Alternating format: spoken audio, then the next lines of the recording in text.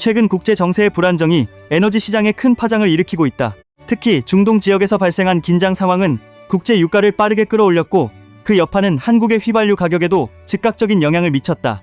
일반적으로 국제 유가가 상승하면 일정한 시간 차이를 두고 국내 가격에 반영되는 것이 보통이지만 이번에는 예상보다 훨씬 빠르게 가격이 오르면서 시장에 관심이 집중되고 있다.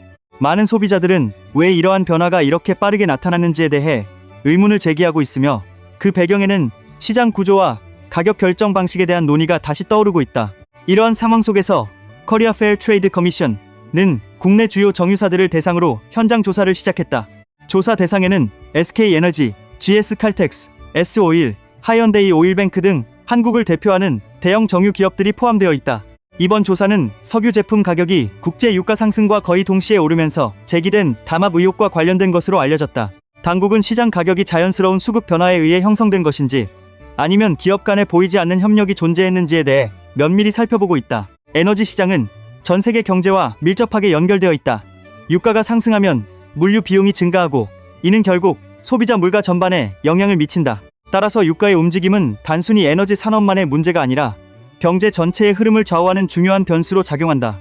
특히 특정 기업들이 시장에서 큰 영향력을 갖고 있는 경우 가격 결정 과정이 공정하게 이루어지고 있는지에 대한 감시가 더욱 중요해진다. 이런 이유로 당국은 시장 상황을 면밀히 모니터링하고 있으며 만약 담합이나 부당한 거래 행위가 발견될 경우 강력한 조치를 취하겠다는 입장을 분명히 하고 있다. 많은 전문가들은 이번 사건을 통해 전통적인 시장 구조가 가진 한계를 다시 한번 확인할 수 있다고 말한다. 특정 산업에서 소수의 기업이 큰 영향력을 가지게 되면 가격 형성 과정이 투명하게 보이지 않을 수 있으며 소비자들은 그 결과를 그대로 받아들일 수밖에 없는 경우가 많다. 이러한 구조는 오랫동안 유지되어 왔지만 디지털 기술이 발전하면서 새로운 형태의 경제 시스템에 대한 관심도 점점 높아지고 있다. 특히 거래와 가치 이동이 보다 투명하게 이루어질 수 있는 기술에 대한 논의가 활발해지고 있다. 이와 같은 흐름 속에서 일부 커뮤니티에서는 블록체인 기반의 새로운 금융 인프라가 기존 시스템의 한계를 보완할 수 있을지에 대한 관심을 보이고 있다. 전통적인 금융 시스템은 여러 중개 기관을 통해 운영되기 때문에 효율성과 투명성 측면에서 다양한 논쟁이 이어져 왔다. 반면 블록체인 기술은 거래 기록을 공개적으로 관리하고 네트워크 참여자들이 함께 시스템을 유지하는 구조를 갖고 있기 때문에 새로운 형태의 경제 모델을 가능하게 할 수 있다는 기대가 존재한다. 이러한 변화의 흐름 속에서 최근 커뮤니티에서 주목받고 있는 프로젝트 중 하나가 인터링키다. 이 프로젝트는 글로벌 결제와 금융 인프라를 블록체인 위에서 구축하는 것을 목표로 하고 있으며 장기적으로는 전 세계 사용자들이 하나의 네트워크 안에서 가치와 서비스를 교환할 수 있는 환경을 만드는 것을 지향한다. 특히 단순한 디지털 자산 발행을 넘어 실제 경제 활동과 연결된 금융 구조를 설계하려는 점이 특징으로 언급되고 있다. 많은 투자자들이 이야기하는 재정적 자유라는 개념 역시 이러한 변화와 함께 다시 정의되고 있다.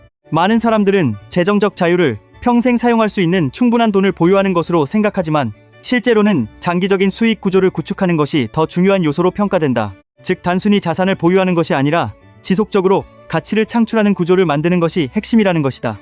이러한 관점에서 블록체인 기반 네트워크는 새로운 가능성을 제공할 수 있는 환경으로 논의되고 있다. 인틀링 생태계에서는 네트워크가 확장됨에 따라 다양한 방식으로 참여자들이 가치를 창출할 수 있는 구조를 설계하고 있다. 예를 들어 초기 단계에서는 Verified ITLG 스테이킹, OTC 시장에서의 ITL 확보, 그리고 인터링 체인 L1에서 결제 포인트로 등록하는 방식 등을 통해 네트워크 참여자들이 장기적으로 자산을 축적할 수 있는 경로가 제시되고 있다. 이러한 구조는 단순한 거래를 넘어 실제 경제 활동과 연결되는 네트워크를 형성하는 데 목적이 있다. 또한 인터링은 단순히 토큰을 축적하는 것보다 더 중요한 요소로 네트워크 안에서 지속적인 가치 흐름을 만드는 것을 강조한다.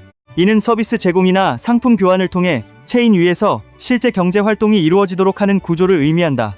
이러한 활동이 많아질수록 네트워크 내부의 유동성이 확대되고 결과적으로 생태계 전체의 가치가 성장할 수 있다는 논리다. 따라서 참여자들은 단순한 투자자가 아니라 생태계를 함께 구축하는 역할을 수행하게 된다. 결국 이러한 변화는 단순한 기술 실험이 아니라 새로운 금융 환경을 만들어가는 과정으로 볼 수 있다.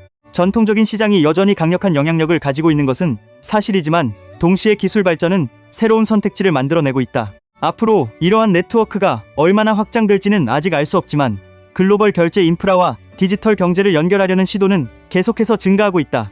그리고 이러한 흐름 속에서 어떤 프로젝트가 실제로 의미 있는 생태계를 구축할 수 있을지에 대해 많은 사람들이 관심을 가지고 지켜보고 있다.